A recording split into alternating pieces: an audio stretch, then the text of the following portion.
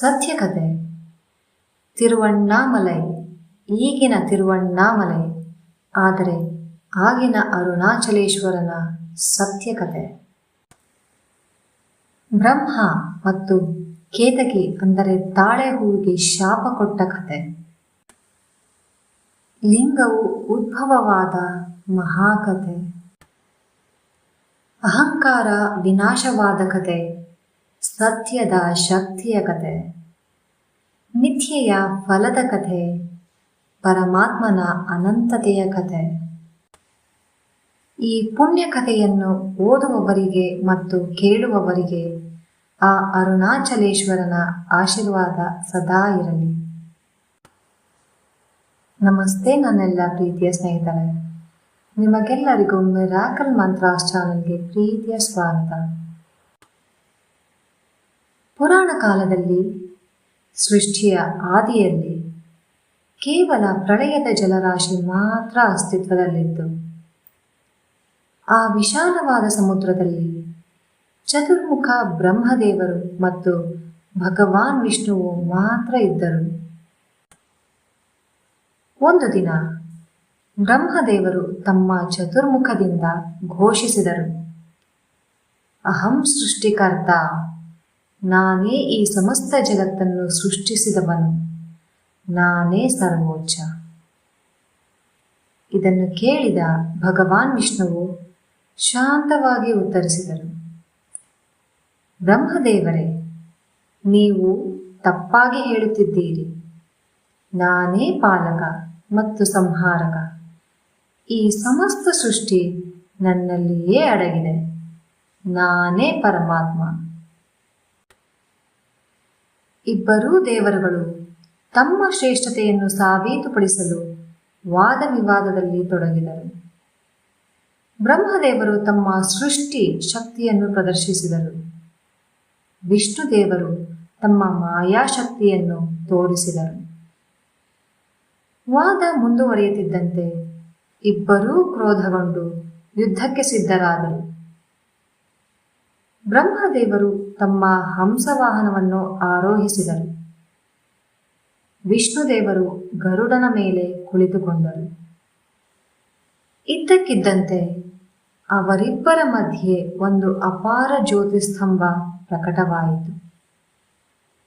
ಆ ತೇಜೋಮಯ ಸ್ತಂಭವು ಕೋಟಿ ಸೂರ್ಯಗಳ ಕಾಂತಿಯನ್ನು ಮೀರಿ ಪ್ರಕಾಶಿಸುತ್ತಿತ್ತು. ಯಾವುದೇ ಆರಂಭ ಇಲ್ಲದೆ ಕೆಳಕ್ಕೆ ವಿಸ್ತರಿಸಿತ್ತು.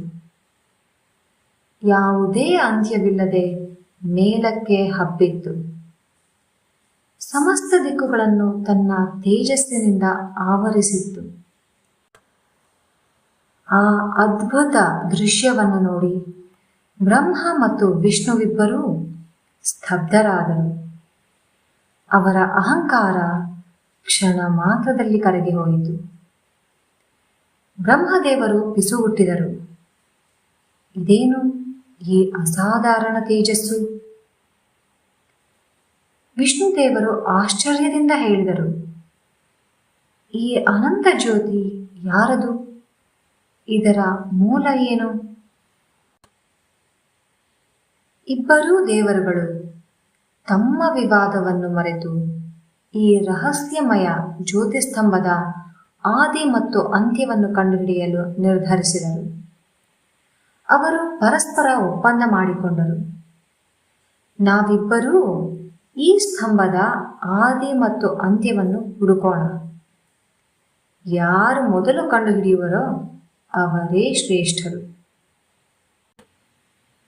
ಬ್ರಹ್ಮದೇವರು ತಮ್ಮ ಹಂಸವಾಹನವನ್ನು ಆರೋಹಿಸಿ ಜ್ಯೋತಿಸ್ತಂಭದ ಮೇಲ್ಭಾಗವನ್ನು ಹುಡುಕಲು ಊರ್ಧ್ವಲೋಕಕ್ಕೆ ಹೊರಟರು.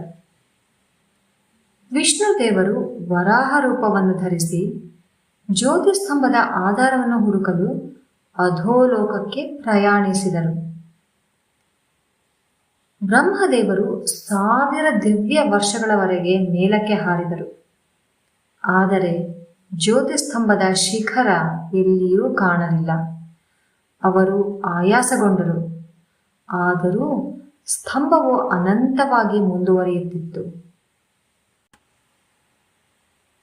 ವಿಷ್ಣುದೇವರು ವರಾಹ ರೂಪದಲ್ಲಿ 1000 ದಿವ್ಯ ವರ್ಷಗಳವರೆಗೆ ಕೆಳಗೆ ಅಗೆದರು. ಆದರೆ ಜ್ಯೋತಿಸ್ತಂಭದ ಮೂಲ ಎಲ್ಲಿಯೂ ಸಿಗಲಿಲ್ಲ. ಪಾತಾಳದ ಅತ್ಯಂತ ಗಂಭೀರದಲ್ಲೂ ಸ್ತಂಭವು ಮುಂದುವರಿಯುತ್ತಿತ್ತು.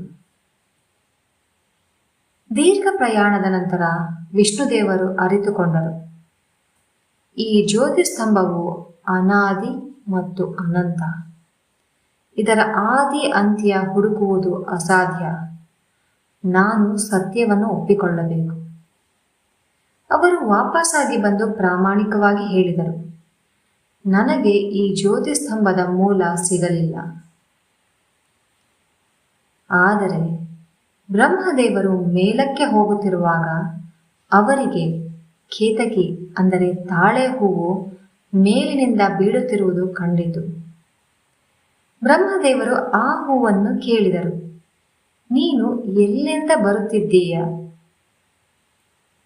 ಕೇತಕಿ ಹೂವು ಉತ್ತರಿಸಿತು, ನಾನು ಅನಂತ ಕಾಲದಿಂದ ಈ ಜ್ಯೋತಿಸ್ತಂಭದ ಶಿಖರದಿಂದ ಬೀಳುತ್ತಿದ್ದೇನೆ. ನನಗೆ ಸ್ತಂಭದ ಮೇಲ್ಭಾಗ ಗೊತ್ತಿಲ್ಲ. ಬ್ರಹ್ಮದೇವರು ತಮ್ಮ ಅಹಂಕಾರದಿಂದ ಕೇತಕಿ ಹೂವಿಗೆ ಕೇಳಿದರು, ನೀನು ನನ್ನ ಸಾಕ್ಷಿಯಾಗಿ ಬಾ. ನಾನು ಈ ಸ್ತಂಭದ ಶಿಖರವನ್ನು ಕಂಡುಕೊಂಡಿದ್ದೇನೆ ಎಂದು ಸುಳ್ಳು ಹೇಳು. ಆ ಅಜ್ಞಾನಿ ಕೇತಕಿ ಹೂವು ಒಪ್ಪಿಕೊಂಡಿತು. ಬ್ರಹ್ಮದೇವರು ವಾಪಸ್ಸಾಗಿ ಬಂದು ಅಹಂಕಾರದಿಂದ ಘೋಷಿಸಿದರು, ನಾನು ಈ ಜ್ಯೋತಿಸ್ತಂಭದ ಶಿಖರವನ್ನು ಕಂಡುಕೊಂಡಿದ್ದೇನೆ. ಈ ತಾಳೆ ಹೂವು ನನ್ನ ಸಾಕ್ಷಿ ಎಂದು. ಆ ತಾಳೆ ಹೂವು ಸಹ ಸುಳ್ಳಿಗೆ ಸಾಕ್ಷಿಯಾಯಿತು. ಇದ್ದಕ್ಕಿದ್ದಂತೆ ಆ ಅಪಾರ ಜ್ಯೋತಿಸ್ತಂಭವು ಸೀಳಲು ಪ್ರಾರಂಭಿಸಿತು. ಅದರೊಳಗಿಂದ ಆದಿದೇವ ಮಹೇಶ್ವರನು ಪ್ರಕಟನಾದನು. ಶಿವನ ರೂಪ ಹೇಗಿತ್ತೆಂದರೆ 3 ನೇತ್ರಗಳು, ಸೂರ್ಯ, ಚಂದ್ರ ಮತ್ತು ಅಗ್ನಿಯಂತೆ. ಜಟಾಮುಕುಟದಲ್ಲಿ ಗಂಗಾದೇವಿ ಮತ್ತು ಚಂದ್ರ. ನೀಲಕಂಠ, ವಿಷಪಾನದಿಂದ ನೀಲವಾದ ಕಂಠ. ತ್ರಿಶೂಲ ಮತ್ತು ಢಮರು ಧರಿಸಿ ವ್ಯಾಘ್ರ ಚರ್ಮ ಮತ್ತು ಭಸ್ಮದ ಅಲಂಕಾರವನ್ನು ಮಾಡಿ ಸರ್ಪಹಾರ ಮತ್ತು ರುದ್ರಾಕ್ಷ ಮಾಲೆಯನ್ನು ಧರಿಸಿದ ಶಿವ. ಶಿವ ಗಂಭೀರ ಸ್ವರದಲ್ಲಿ ಹೇಳಿದ, ಬ್ರಹ್ಮ, ವಿಷ್ಣು, ನಾನೇ ಆ ಅನಂತ ಜ್ಯೋತಿಸ್ತಂಭ. ನಾನೇ ಆದಿ, ನಾನೇ ಅಂತ್ಯ. ನಾನೇ ಆದಿ, ಮಧ್ಯ ಮತ್ತು ಅಂತ್ಯವಿಲ್ಲದವನು. ವಿಷ್ಣುವೇ, ನೀನು ಸತ್ಯವನ್ನು ಹೇಳಿದೆ. ನಿನ್ನ ವಿನಮ್ರತೆ ಮತ್ತು ಪ್ರಾಮಾಣಿಕತೆಗಾಗಿ ನೀನು ಎಂದೆಂದಿಗೂ ಪೂಜಿತನಾಗುವೆ. ಆದರೆ ಬ್ರಹ್ಮ, ನೀನು ಅಹಂಕಾರ ಮತ್ತು ಸುಳ್ಳಿನ ಮಾರ್ಗವನ್ನು ಆಯ್ದುಕೊಂಡೆ.